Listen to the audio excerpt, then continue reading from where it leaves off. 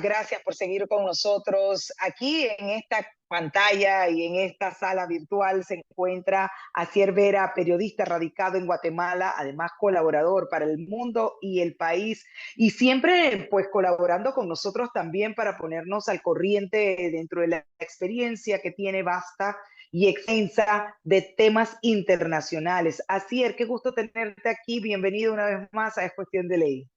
Igualmente, muy buenas tardes. Un placer. Bien, en esta ocasión, Asier, quisiera preguntarte acerca de ese cambio y transformación de las pandillas en El Salvador. Entiendo que tuviste la oportunidad incluso de dar un recorrido hasta el perímetro de pues cercano de la megacárcel construido en el gobierno de Navítanos. Y hagamos de pronto para poner en contexto un antes y un después de lo que has conocido tú históricamente, lo que ha significado el tema de las pandillas, el terror de las pandillas en El Salvador. Bueno, es que es un cambio total lo que ha experimentado el Salvador con sus más y sus menos, ¿no? Hay un dicho que dice el fin justifica los medios, habría que ver si eso es la verdad. Lo cierto es que en cuanto Nayib Bukele llegó a la presidencia de El Salvador, él aplicó lo que se conoció como el Plan de Control Territorial, que tiene una serie de fases, que su objetivo era pues erradicar las 70.000 miembros que se calcula que hay de las pandillas, bueno, Barrio 18, que está extendida en dos, y también la Mara Salvatrucha, hacia el final de la legislatura. Es decir, él tenía el objetivo de acabar con las pandillas a final de la legislatura. ¿Qué sucedió? Que el año pasado hubo una matanza enorme en 2 días, donde se mataron pues unas 60, 70 personas. Entonces, él aplicó, bueno, él pidió al Congreso que se aplicara el régimen de excepción, ¿no? Que ya se ha prorrogado hasta en 16 ocasiones. Este régimen Ujú. de excepción lo que ha favorecido es la detención, el arresto de más de 70.000 personas, casi 80.000 personas en El Salvador, acusadas de pertenecer a las pandillas. ¿Qué ha sucedido? Que miles de esas personas, se calcula entre 7.000, 8.000, 9.000, no tenían nada que ver con las pandillas. Entonces, fueron detenidas arbitrariamente, encerradas en las cárceles y posteriormente pues, han tenido que ser liberadas, ¿no? Y también pues, organizaciones como Cristosal han denunciado pues, la vulneración de derechos humanos dentro de las cárceles, con más de 100 personas muertas dentro de las cárceles en circunstancias no claras, ¿no? Entonces, es verdad que en El Salvador pues se respira una mayor paz, porque ahora mismo las pandillas están acorraladas, no finalizadas, pero sí están acorraladas. Pero lo que ha tenido que pagar la sociedad es un recorte de sus libertades, ¿no? Que habría que ver, claro, si la población es cierto que la apoyan. Esa es la realidad. Tiene una aprobación del 90%. Por lo tanto, la población salvadoreña está a favor de las políticas que ha aplicado Nayib Bukele. Ellos sienten que ya pues no tienen que pagar esas extorsiones que son generalizadas, por ejemplo, en Guatemala o en Honduras, ¿no? A las pandillas, y que las pandillas al final pues están en un perfil bajísimo, porque no se pueden ya mover como se movían antes, realmente, que eran los dueños y señores de barrios enteros, de colonias enteras, ¿no? Ahora con una llamada de teléfono, una denuncia, pues se llevan al pandillero y a varios más, ¿no? Por delante. Y bueno, y ahora ya pues el presidente Nayib Bukele ha prometido incluso juicios sumarios de muchísimas personas para que agilizar todo el proceso judicial, ¿no? Y luego pues todo el tema de la megacárcel, ¿no? Que fue inaugurada creo que fue inaugurada este año, o este año, el año pasado. El objetivo es que haya 40.000 pandilleros dentro de esa megacárcel que está en Tecoluca, que está a unos 160 kilómetros de la capital, y bueno, pues es un Alcatraz de Centroamérica, ¿no? Es una pedazo cárcel destinada a pandilleros, a gente que ha ocasionado miles y miles de muertes en los últimos años, ¿no? Desde que, bueno, se iniciaron en Los Ángeles, en Estados Unidos. Luego fueron expulsados de Estados Unidos cuando terminó la guerra civil en El Salvador, en los años 90, llegaron a El Salvador y ahí aplicaron las mismas leyes criminales que aplicaban en Los Ángeles con las extorsiones. La diferencia es que es un país muy pequeñito de 5 millones de habitantes, entonces se hicieron dueños de El Salvador, ¿no? Entonces Nayib Bukele lo que ha conseguido es quitarles un poco ese poder absoluto que tenían las pandillas desde hace décadas, ¿no? Con el costo en derechos para la población, porque ha quitado libertades constitucionales a la población. Bien, Asier, este tema de las pandillas, que todo el mundo se pregunta, ok, pero vamos, por el momento están controladas, pero ¿qué va a pasar después? Hemos escuchado sobre las posibles violaciones de los derechos humanos, incluso. ¿Qué va a pasar? O sea, eternamente van a estar en estas cárceles. Va a llegar un momento en que han cumplido las mismas su condena. ¿Qué pasará Pues después? efectivamente, mira, lo primero que hay que hacer en países como El Salvador, Guatemala y Honduras, que no se hace, es invertir en la niñez y adolescencia. Es decir, las pandillas tienen su germen en barrios, asentamientos, colonias muy desfavorecidas, muy pobres, muy miserables, ¿no? Donde se gana más dinero trapicheando con droga que yendo a estudiar, ¿no? Prácticamente, ¿no? Entonces, si no invertimos en esos barrios, en esas zonas desfavorecidas, miserables, en las cuales yo he estado en Honduras, en Guatemala y El Salvador, mientras eso no cambie, tú puedes ir metiendo a los pandilleros en la cárcel, que siempre va a haber un caldo de cultivo para que surjan grupos criminales y grupos al final, que la sociedad los ha expulsado, ¿no? De donde tienen que estar, que es estudiando, que es trabajando, que es formándose, haciendo una vida normal sin hacer daño a nadie, ¿no? Entonces, esto no se está haciendo en El Salvador, no se está haciendo en Guatemala y no se está haciendo en Honduras. Por lo tanto, mientras no se corte de raíz el problema, que es la cantidad de niños, niñas y adolescentes que no tienen el más mínimo futuro en estos tres países, siempre va a haber pandillas y siempre va a haber grupos a los cuales para ellos es una familia, forman parte de una familia. En esos países hay mucha desestructuración familiar, ¿no? Muchas chicas jovencitas que tienen hijos o que las violan y que por lo tanto no tienen un apoyo social, un apoyo del Estado. ¿Qué sucede? Que esos niños y niñas se quedan muchas veces solos en casa, porque las mamás, que son las únicas que dirigen la familia, salen a trabajar para que poder dar de comer a sus hijos, ¿no? Entonces, esos niños y niñas que tienen muchas horas libres en el barrio son acogidos con un gran amor por parte de estos grupos criminales, que a los 13, 14 años les dan una pistola y les dicen que maten, ¿no? Ese es un círculo vicioso del cual ya no pueden salir.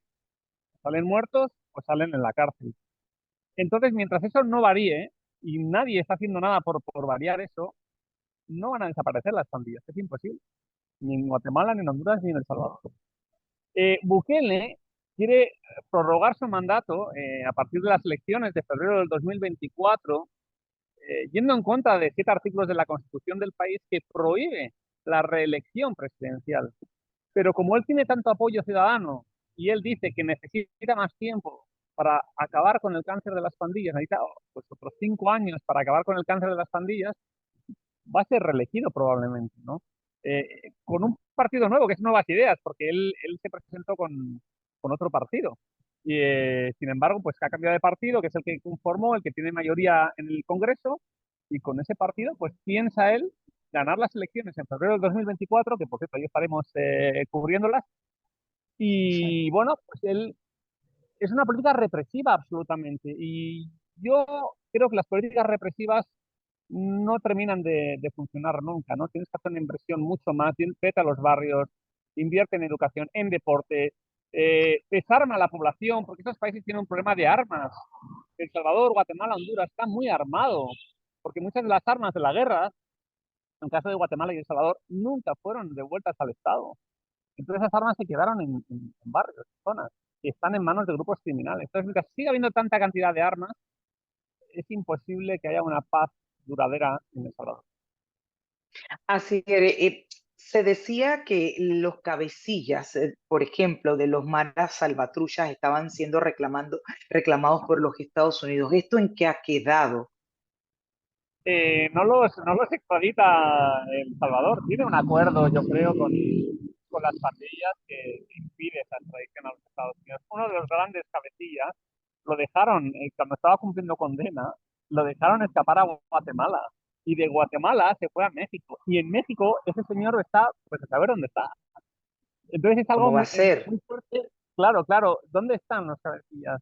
¿Por qué ese señor lo dejaron huir a Guatemala y le permitieron llegar a México y vivir en México? Y todavía su pareja pues publica videos de su buena vida que llevan allá, sus lujos. eso es una vergüenza para las víctimas, eso no se puede permitir. Entonces, El Salvador está, si ves las fotos, los videos, siempre salen chicos muy jovencitos, tatuados, pero en esos videos donde salen humillados, vejados y vulnerando sus derechos humanos, no puede ser una persona sin calzado, en calzoncillos, eh, Ujú. a nadie se le ocurre tener una persona así, aunque sea el más malo del mundo mundial, tiene sus derechos también, ¿no? Yo no digo que no tengan que estar en la cárcel y que tengan que estar en lujos, pero tampoco puedes sacarlos semidesnudos, no creo que eso es para mí es una vulneración de derechos humanos. Entonces, ahí no están los líderes. Los líderes en las cárceles, tanto en Guatemala, en Salvador, Honduras, tienen sus televisiones, tienen sus apartamentos, tienen su buena vida, llevan a chicas que normalmente son prostitutas y muchas Ujú. veces menores de edad a las cuales obligan a ir a tener relaciones sexuales a las cárceles porque les obligan, a las pandillas les obligan a ir, porque si no, o las matan o matan a sus familias. Entonces, todo eso, nadie habla de eso, ¿no? Los jefes pandilleros viven a cuerpo de rey en las cárceles, ¿no? Y mientras los chavales jovencitos, los soldados, que son los que se dedican a matar, no los que dan las órdenes, sino los que se dedican a matar, los que se dedican a trapichear, a extorsionar, esos son los que pasan lo peor en las prisiones, ¿no? Pero los líderes pandilleros están muy bien cuidados. Y eso nadie habla y eso no se dice. Si bien están en las cárceles y lo que vemos a nivel internacional es un control de las pandillas, yo me pregunto, ¿desde adentro no hay la posibilidad de que sigan liderando, girando órdenes para seguir en las acciones que ellos realizan y que saben hacer, como pues robar, traficar, matar? ¿Qué pasa en este aspecto? ¿Quién nos dice que no sigue o continúan desde las cárceles pues haciendo sus labores de crimen organizado? No, por supuesto continúan y además muchos de ellos están huyendo, por ejemplo, a Guatemala, a países donde no hay una persecución tan fuerte como en El Salvador, ¿no? Cuando tú tienes soldados que totalmente rodean poblados enteros para, pues para atrapar a pandilleros, ¿no? No te puedes mover tan fácilmente, ¿no? Entonces sí siguen haciendo los crímenes, sigue habiendo asesinatos en El Salvador, sigue habiendo extorsión en El Salvador, como se ha demostrado con policías que han sido asesinados, o sea, incluso policías, fuerzas del orden han sido asesinadas en El Salvador, y por eso cuando pasa eso, enseguida Bukele sale diciendo que va a acercar un municipio entero, que no se preocupen, que él va a extraer, como le llaman ellos, la extracción de los pandilleros, por lo tanto, reconoce que no ha terminado con el problema. Porque el problema es que no puedes meter a todo el país a la cárcel. Es decir, es imposible Ujú. controlar.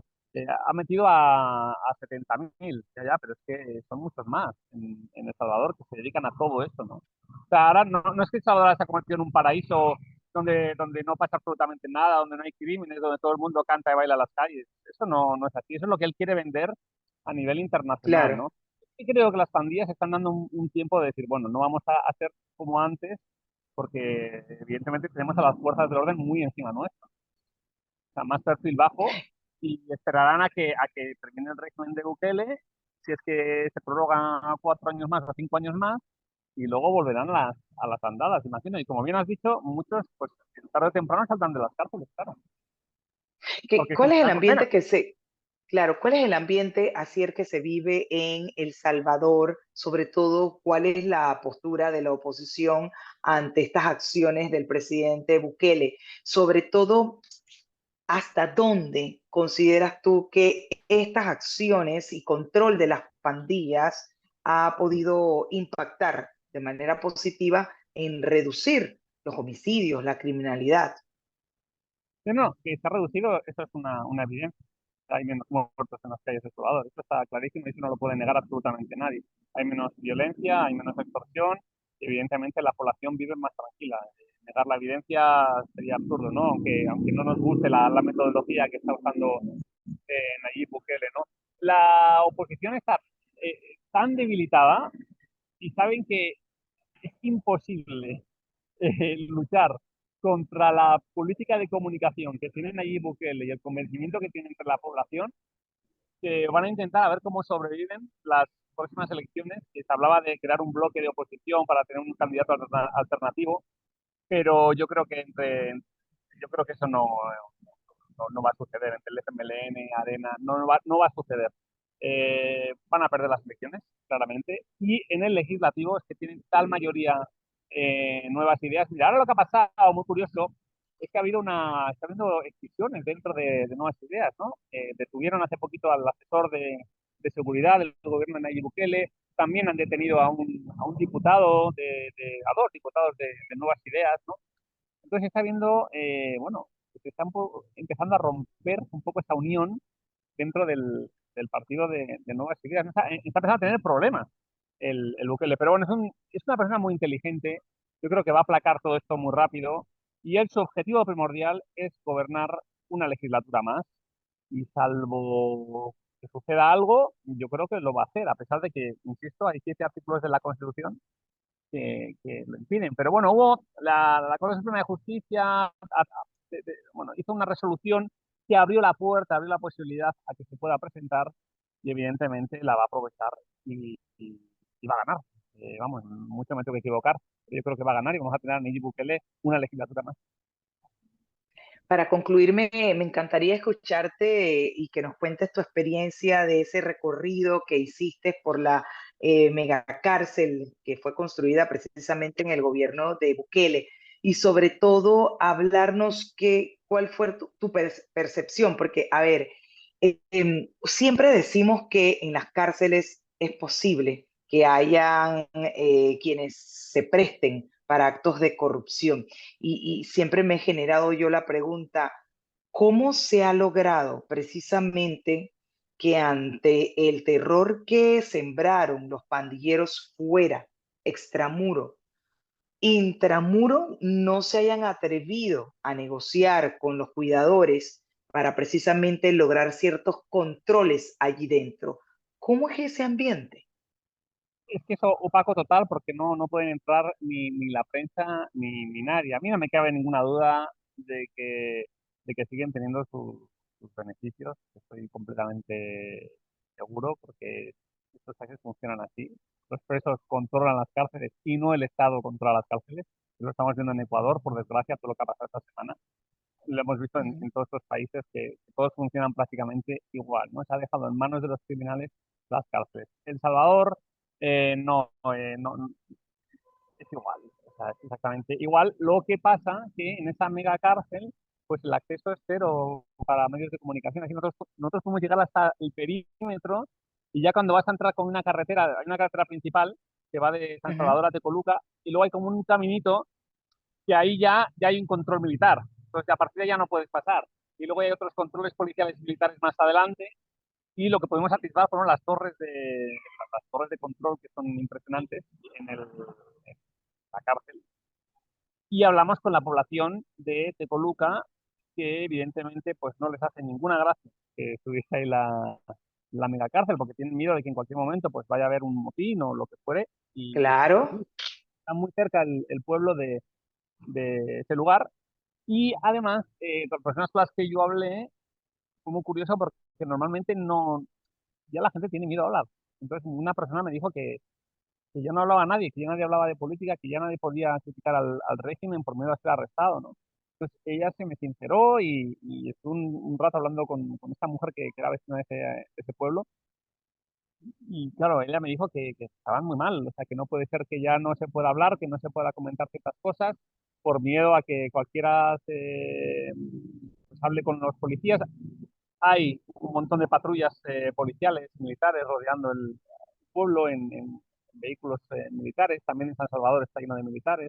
Es decir, han militarizado las calles, claro. O sea, tú para generar un control en las calles tienes que controlarlas con policía y militares, ¿no? Y esto es así. Entonces la presencia es muy evidente en San Salvador, en el centro. En el centro es muy evidente la cantidad de policías y militares que hay. Bueno, insisto, la gente está contenta, la mayoría, al menos eso dice las encuestas, salvo que mientan, el 90% de aprobación, ¿no? Entonces, claro, también hay que hablar con la gente que está allá, lo que ha vivido en estos años, gente que ha sufrido la violencia, que ha sufrido las extorsiones, que han perdido familiares, evidentemente les tienen ganas a las pandillas, no ganas de venganza, sino ganas de que haya justicia, ¿no? Entonces, cuando ven que la población, que muchos de ellos son exacto. arrestados, pues se ponen contentos. ¿Qué sucede? que se está arrestando y deteniendo a mucha gente inocente. Y eso es muy ¿Y qué grave. tal? Claro, pero eso, ¿qué es lo que ha llevado precisamente a la detención de personas inocentes? Esto, ¿por qué está pasando? Si se supone que tienen claramente identificados quiénes forman parte de las pandillas. Pues esa es la gran incógnita. Yo no sé si quieren hacer como un control social, como atemorizar a la población, como ten cuidado porque en cualquier momento una vecina llama a la policía y dice que tú tienes vínculos con las pandillas. Ha habido casos de chicas que han estado incluso en Estados Unidos trabajando, que han regresado para ver a su familia, y como alguien ha puesto en Facebook que esa chica, su novio, era un expandillero, a saber qué, pues esa chica la meten en la cárcel, ¿no? Es algo increíble. Jugadores de fútbol que de repente están en un partido en no sé dónde, llega una patrulla militar y se los lleva, ¿no? Acusados de pandillas. Llevar un tatuaje ya es casi un delito, ¿no? Cuando hay mucha gente que tiene tatuajes y no tienes por qué pertenecer a las pandillas. Aparte que los tatuajes de las pandillas son muy concretos, ¿no? De las organizaciones a las que pertenecen, tiene un significado, esa pertenencia, ¿no? Que ellos saben quiénes son, los tienen identificados, saben dónde viven y los delitos que han cometido. Entonces no tiene ningún sentido arrestar a diestro y siniestro a todo el mundo. Y ante esto, hacer las organizaciones defensoras de los derechos humanos, ¿cuál es el pronunciamiento y las acciones que han tomado frente a esto que nos compartes? Obviamente es como un exceso ante pues el tema de los derechos y la defensa de los derechos humanos, y con eso concluimos. Bueno, hay muchas organizaciones que están denunciando lo que está sucediendo. Pero es que el gobierno no ha dado ningún cambio, al contrario, el gobierno arremete contra esas organizaciones, ha arremetido contra la comunidad internacional, es decir, tiene muy claro dónde está lo que está haciendo, no va a cambiar una pieza de su política, ¿no? Por mucho que haya habido pues, denuncias incluso de menores de edad arrestados, pues, de supuestas muertes violentas dentro de las cárceles que no han sido investigadas, de maltratos, hay informes extensos hasta de electrocutaciones, hay de todo. Pero, Wow. mm, claro, cuando el gobierno dice que todo eso no es verdad, lo niega, usa todo su aparato de comunicación para convencer a la población de que esas organizaciones están mintiendo, pues, bueno, queda su denuncia internacional, queda, bueno, pues, varias organizaciones mundiales que piden que se respeten derechos humanos, pero no hay ningún cambio real dentro de lo que está haciendo el gobierno, ¿no? O sea, yo creo que ya se ha acostumbrado al régimen de excepción, está muy cómodo con el régimen de excepción que es temporal. En teoría, puede durar un mes y se puede prorrogar si las circunstancias lo justifican. Hombre, ya más de un año, ¿qué significa? Significa que tu política de represión no está funcionando, porque si el régimen de excepción tiene que ir prorrogando este año, mes al mes, solo significa Así es. que las circunstancias no han variado y que, por lo tanto, tu política represiva no funciona, por lógica. Él dice que no, que gracias al régimen de excepción estamos como estamos.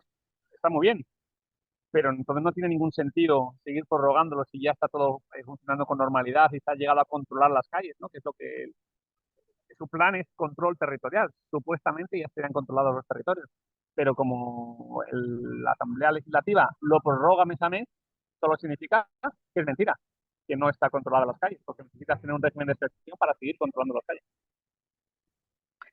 Me quedo con eso y agradezco una vez más a Cier Vera, periodista radicado en Guatemala y colaborador para El Mundo y El País, por siempre pues compartir con esta audiencia para darnos ese pantallazo internacional. Muchas gracias, Asier. Bienvenido siempre. Buena tarde Un para abrazo hasta ti mañana. Gracias, hasta y luego. un abrazo para ti también. Bien, amigos, de esta manera terminamos nuestra programación del día de hoy. Que tengan una linda tarde.